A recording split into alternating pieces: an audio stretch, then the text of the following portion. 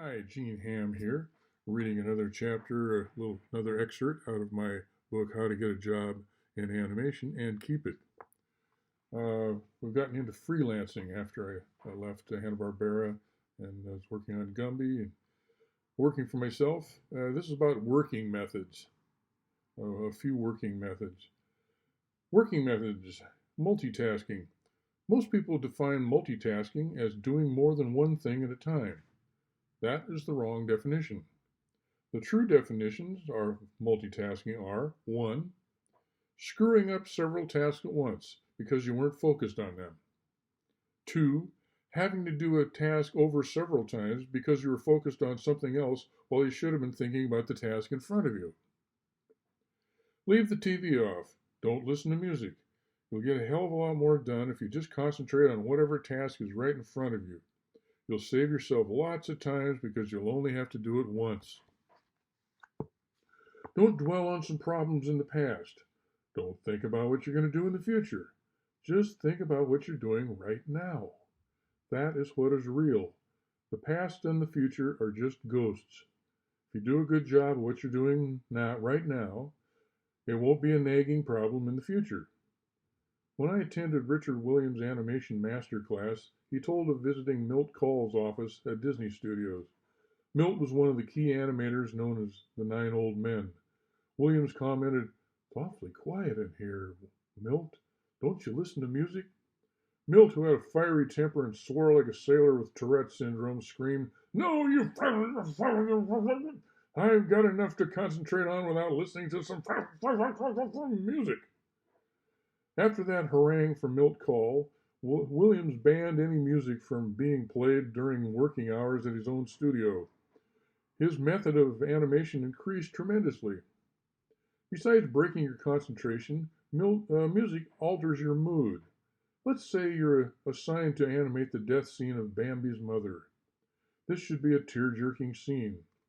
But while you're animating, you have headphones on, listening to happy Zydeco music. That infectious happy rhythm is going to infuse itself into the scene and ruin the mood. Don't even listen to sad music. If you're animating a sad scene, you just need to concentrate on the feeling of the scene and feel sad along with the characters. Before I took the Richard Williams seminar, I would drive all the way from my home in North Bay above San Francisco to teach animation at a college in the South Bay below San Francisco. My job was roughly 70 miles from my home. With no traffic, it took an hour and a half. With traffic, it took 2 hours each way. All the way, I'd listen to news and talk shows on National Public Radio. I had to pass through Marin County, which is known for crazy drivers. The HOV in the HOV lane is supposed to stand for high occupancy vehicle. But the crazy drivers in Marin County must think it stands for horizontal or vertical, because they come out of nowhere, dodging in and out of traffic.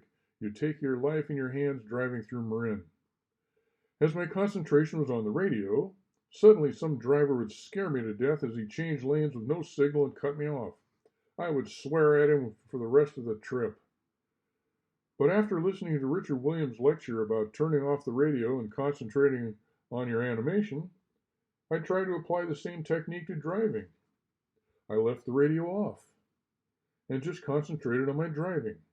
Sure enough, the same idiot would change lanes without signaling and cutting me off.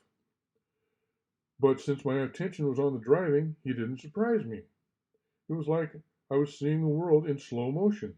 I could pick up cues that someone was going to make a move, and I had time to take countermeasures to avoid disaster.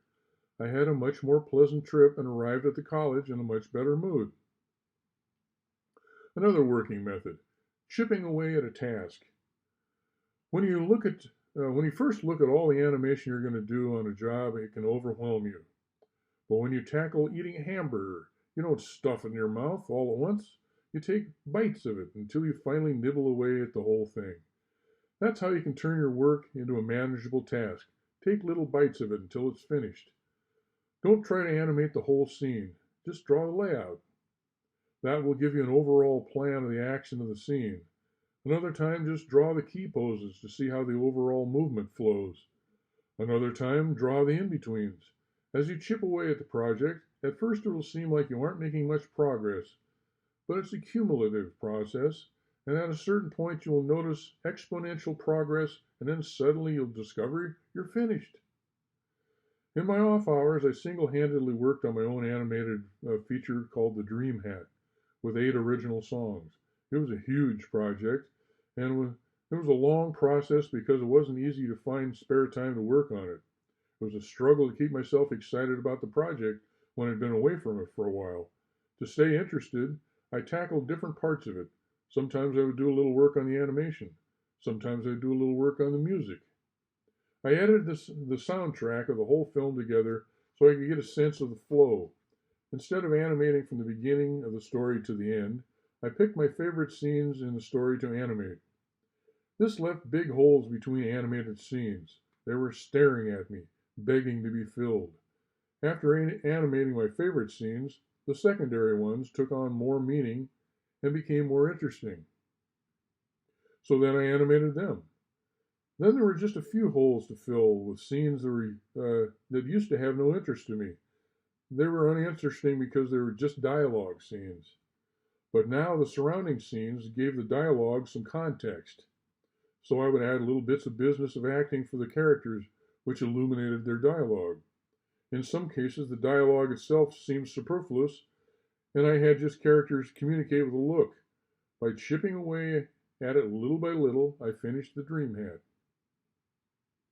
Another working method, perfectionism. Perfectionism can be a disease. It's often a phony excuse to avoid work so you won't have to face criticism or failure. I knew a friend who always had an idea for a movie, but the idea always required some big piece of camera equipment or it couldn't be done. I told him he could borrow my 16mm Bolex and shoot it, but he declined my offer. He had to have this one piece of unobtainable equipment or nothing. In his words, if I can't do it right, I won't do it at all. That made him feel superior, but it also allowed him to shirk the responsibility of having to complete or even start the film. He was secretly thinking to himself, what a relief. I almost had to put up or shut up. I dodged that bullet. As far as I know, he still hasn't made a film. On the other side of the coin, it's okay to look back at your completed work and not be satisfied. You can move on and try to do better next time. I knew an animator on the Gumby TV series named Eric Layton. He was a young, skinny, tousle-haired man who always stood around in a crowd with his hands in his pockets, his shoulders in a permanent shrug, and his neck pulled in as he looked down at his feet, lost in thought. He had a James Dean air about him.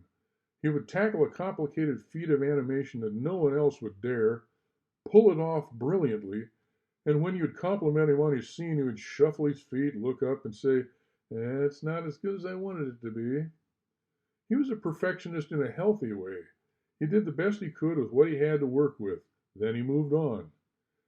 He didn't keep redoing the same scene.